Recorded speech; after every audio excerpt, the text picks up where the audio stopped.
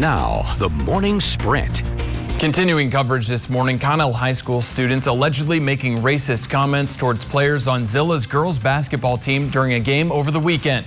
A video from that game showing some students in the bleachers referring to certain Zilla players as monkeys, heckling them and making sounds.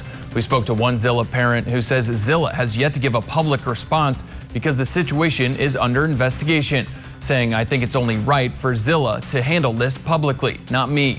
Connell has since announced there will be no students allowed at games for the foreseeable future. Police in Portland declared an unlawful assembly, then upgraded it to a riot Tuesday night during a protest on the anniversary of George Floyd's death. It started with about 200 people gathering outside the County Justice Center. Some of them set off fireworks, some set off a dumpster on fire, and some broke windows and sprayed graffiti on City Hall. And some even threw frozen water bottles and eggs at officers. Protesters later smashed the windows at a series of businesses. Arrests were made, but the total number of people hasn't been released yet. A car collision that was blocking almost all of I-90 in downtown Spokane, which injured 8 people, has now been cleared. The Spokane Fire Department said they arrived to find significantly damaged vehicles and several people injured. One person was entrapped and had to be freed through the jaws of life. 7 others were also injured in the collision. One person is in critical condition, another in serious condition, and 6 others have minor injuries. WashDOT said all of westbound I-90 and 2 lanes of eastbound I-90 were blocked due to the collision. The cause is under investigation. The 26-year-old woman that was hit by a car in Yakima Monday afternoon is in critical condition at Harborview Medical Center in Seattle. Family members say Carol Lee Fischer was walking on 40th Avenue when she attempted to cross Tieton Drive using the crosswalk and was struck by a car. Police say the 64-year-old driver was eastbound on Tieton and was making a turn onto 40th when the car struck the 26-year-old. He slowed for the light and apparently didn't see the young lady who was crossing in front of his car and struck her. He stopped and then we were able to contact him there. Police say there's no indication that drugs or alcohol were involved. A 25-year-old Prosser man died in a car accident Monday night northeast of Selah. Washington State Patrol troopers say the man was traveling north on State Route 823 when he attempted to pass a car near Pomona Road and crashed into a pickup truck traveling in the other lane. That driver did an illegal, unsafe pass and hit another pickup truck head on. Unfortunately, the driver who was making the bad pass has passed away. The 44-year-old pickup driver was injured in the crash and taken to Yakima Valley Memorial Hospital for treatment. The Washington Department of Natural Resources is sending out a warning as people make plans for this holiday weekend, marking the unofficial start of summer. We saw a record number of wildfires last month, including this one that burned along the Yakima River Delta in Richland. The DNR reported more than 200 wildfires in April, when we usually see about 50.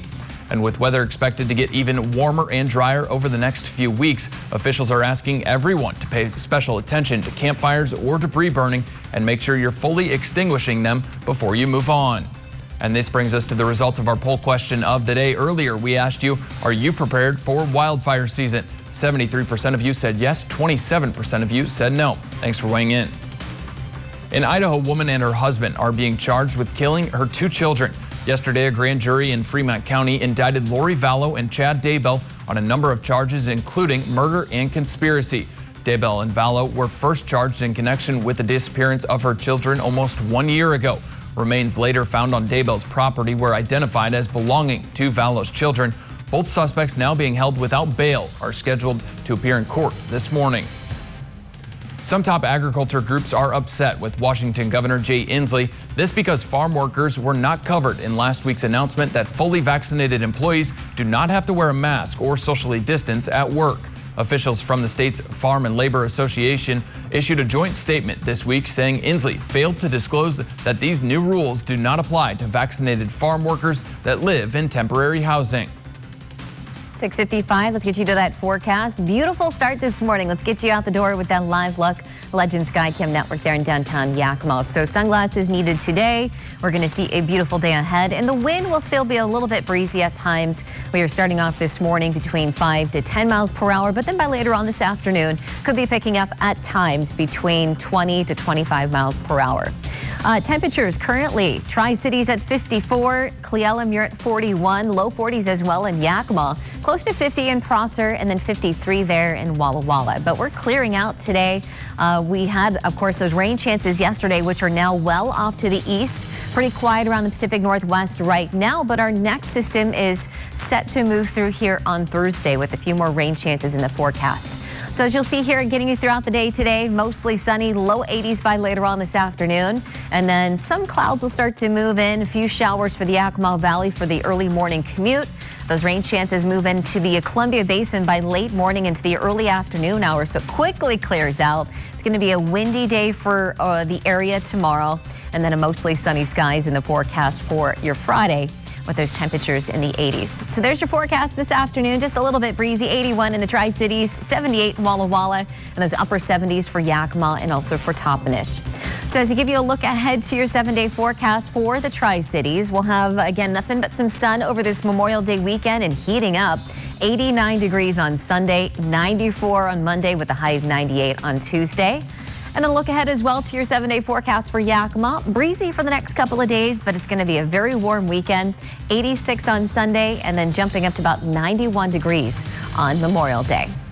Well, now it's time to reveal that 100% chance of wine winner this week. So congratulations to Kim Casey. You were the first person to email me. You won that wine tasting for 4 people to 14 Hands Winery. I'll be in contact with you on how to get your gift. Congratulations. Thanks for waking up with us and watching Good Morning Northwest. GMA's next. Cap KVU local news is always on at yaktrinews.com. Have a great day.